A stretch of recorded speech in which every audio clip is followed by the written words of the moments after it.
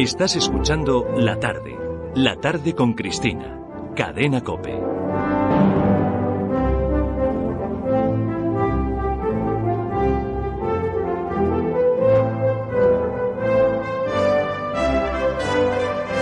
Vamos a saber quiénes somos, porque para eso existe este espacio, la historia de la gesta de España, con José Javier Esparza, que nos recuerda la memoria histórica, lo que realmente ocurrió, los hechos que nadie nos enseña y que muchas veces censura la enseñanza. Y hoy con un episodio muy bonito, sí, cuéntanos. Yo creo que sí, la expedición Balmis. La expedición Balmis, ¿qué será la expedición Balmis? Bueno, es que es importantísimo. España venció a la viruela el día que organizó la expedición Balmis. Fue la primera campaña médica internacional que hubo en la historia. Fue en 1803. Es una expedición dirigida contra la viruela, una expedición de vacunación contra la viruela en el continente americano. Es que nadie había hecho nunca antes nada parecido. ¿Sabían ustedes que los españoles fuimos fundamentales en la lucha con la viruela? No me digan que sí, porque no lo sabían, por lo menos si tienen ustedes mi edad, 42 años. De la historia de España apenas se cuenta nada, ni siquiera de las hazañas geográficas, militares o artísticas, cuanto menos las hazañas científicas. Pues sí. Y esta, sin embargo, fue única en el mundo. Millones de personas salvaron la vida gracias a esta proeza que llevó el virus por el mar. En la travesía, un jefe alicantino, un médico catalán, un capitán vasco, una enfermera gallega, lo que yo les digo, si va a existir España, y unos niños que llevaron el virus inoculado en sus propios brazos para que pudiera llegar a América. Un episodio trascendental.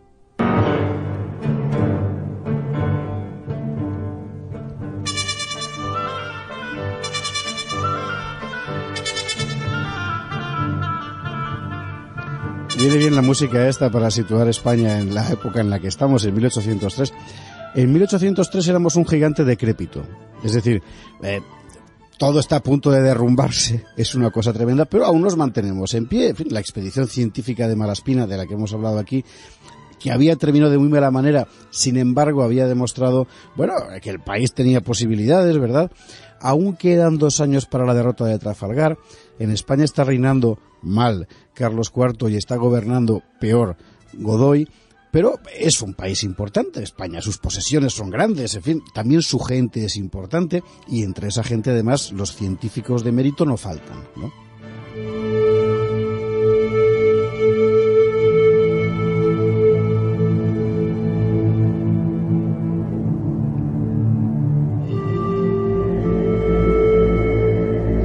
Y en esas posesiones españolas tan extensas, concretamente en Lima y en Bogotá, se ha declarado una nueva epidemia de viruela. Sí, es que la viruela, cuesta imaginárselo, es decir, era mucho peor de lo que es hoy el SIDA. Es decir, la viruela ha sido el azote del mundo durante miles de años. Se calcula que apareció en el nordeste de África en torno al año 10.000 antes de Cristo. Al 10.000 antes de Cristo. Desde entonces la historia está llena de referencias a los estragos de la viruela, desde los egipcios y los hititas hasta el propio siglo XVIII, por supuesto, pasando por las mortandades causadas en América. Fíjate que a España la trajeron los árabes en el siglo VIII, la viruela. A través de los barcos españoles llegó a América en el siglo XVI. Hacia 1650 diezmó a la población mexicana y en la Europa del siglo XVIII se ha calculado que la viruela mataba a unas 400.000 personas al año. Tremendo. De los supervivientes, atención, un 30% quedaba ciego e incluso uno de los hijos del propio rey Carlos IV había muerto de viruela.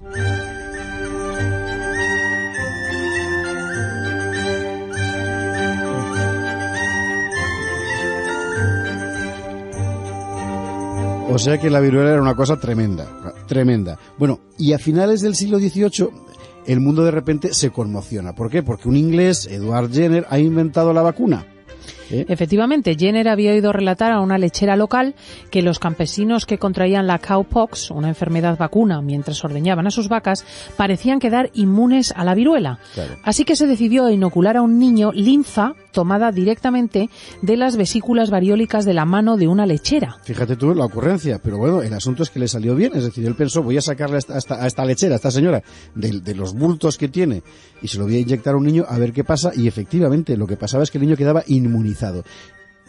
Jenner hizo público su descubrimiento en 1798. Bueno, había nacido un remedio contra la viruela. Es que fue una cosa fundamental.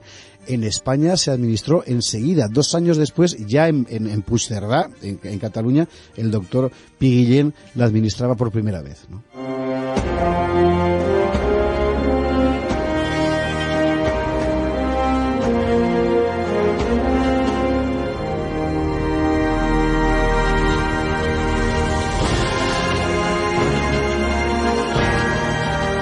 Y cuando Carlos IV supo de las epidemias de viruela en Lima y Bogotá, no lo dudó. Inmediatamente quiso saber si era posible trasladar la vacuna de Jenner a América. Exacto.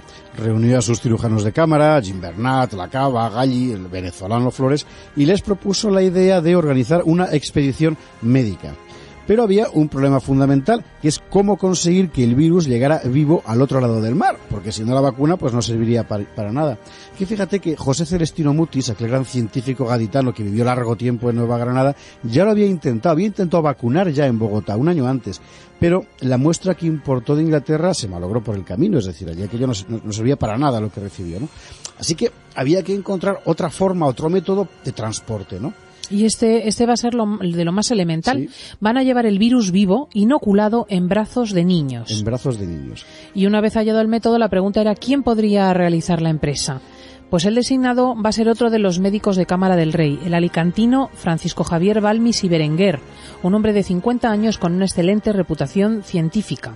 Sí, fue el 29 de julio de 1803. El propio rey lo mandó así. Ordeno que se propague a ambas Américas y, si fuese dable, a las Islas Filipinas, a costa del Real Erario, la inoculación de la vacuna, acreditada en España y en casi toda Europa como un preservativo de las viruelas naturales. Y en consecuencia, se envíe una expedición marítima compuesta de facultativos hábiles y adictos a la empresa, dirigida por el médico honorario de Cámara, don Francisco Javier de Balmis.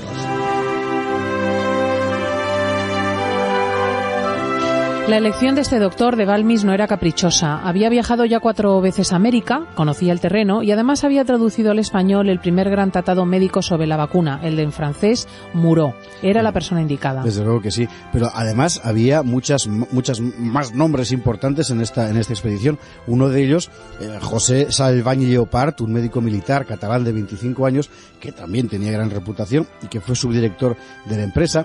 Hacía falta dinero y la corona lo puso. Hacía falta un barco y también lo hubo, la corbeta María Pita de La Coruña, y para gobernarlos escogió al teniente de fragata Pedro del Barco, que era un vizcaíno de Somorrostro. Ya lo ven, alicantinos, catalanes, vascos, y hacían falta, por supuesto, los niños. Y estos eran 21 niños del asilo de expósitos de La Coruña de entre 9 y 3 años.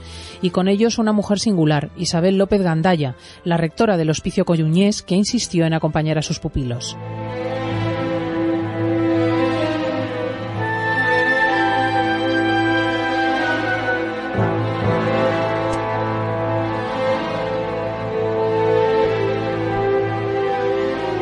La campaña debió de ser una cosa impresionante, porque la gente los acogía como cuando llegaba una procesión, partieron de Madrid a finales de agosto de 1803, de Madrid a La Coruña para coger el barco. Por el camino, según iban pasando, iban vacunando gente. Habían organizado ya en los municipios y tal, con 5 niños que partían de Madrid y que llevaban el virus inoculado en los brazos, ¿no?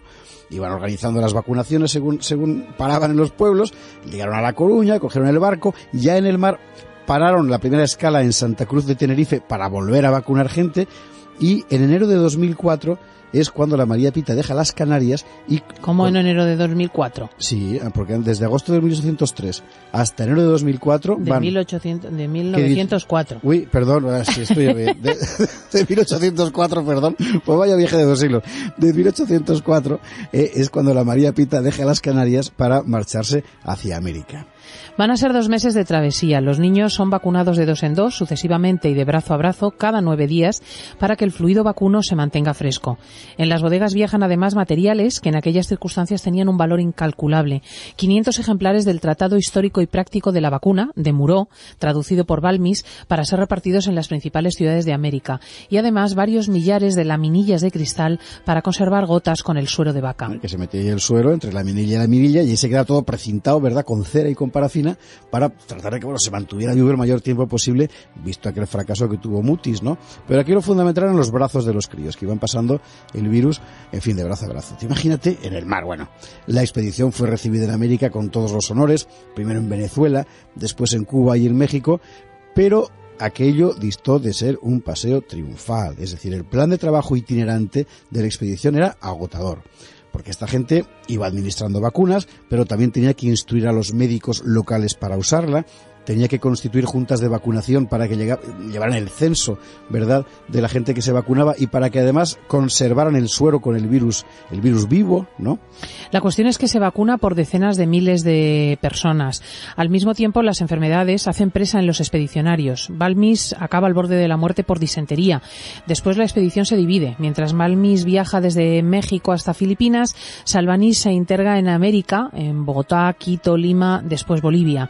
Solo en Nueva Granada, Salvanís registra nada menos que 56.000 vacunaciones. Sí, y en todo este trayecto hay que decir una cosa. La que deja impresionados a los expedicionarios es la señora Isabel López Gandaya, la que era la rectora del Hospicio de La Coruña, que hoy tiene una calle en La Coruña, por cierto. Fíjate lo que escribió Balmis, impresionadísimo, sobre Isabel López Gandaya.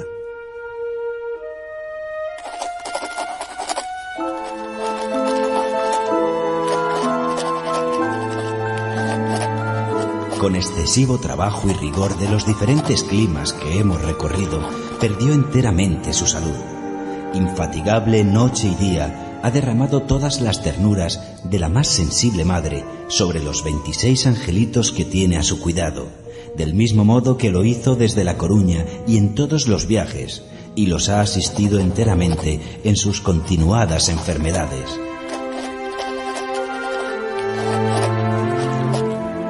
Una heroína esta señora, una auténtica heroína. Pero quien llevó peor parte, todos se pusieron muy malos, pero quien llevó peor parte fue Salvany, el catalán. Su expedición, que tenía que internarse en la selva, se vio sacudida por todo tipo de contratiempos. Le naufragó el barco, perdió un ojo en Guaduas, en Colombia, perdió un brazo en los Andes, en fin, un auténtico desastre. Él, empeñado, siguió su camino hasta llegar a Cochabamba, en Bolivia. Empezó una campaña de vacunación en Cochabamba, en Bolivia, el 21 de julio de 1810, y cuando empieza esa campaña no puede más y muere. Tiene solo 34 años.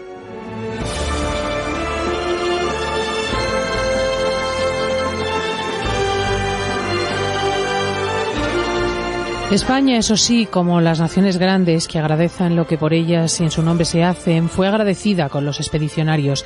Balmis fue colmado de honores, como el capitán Pedro del barco, el vizcaíno.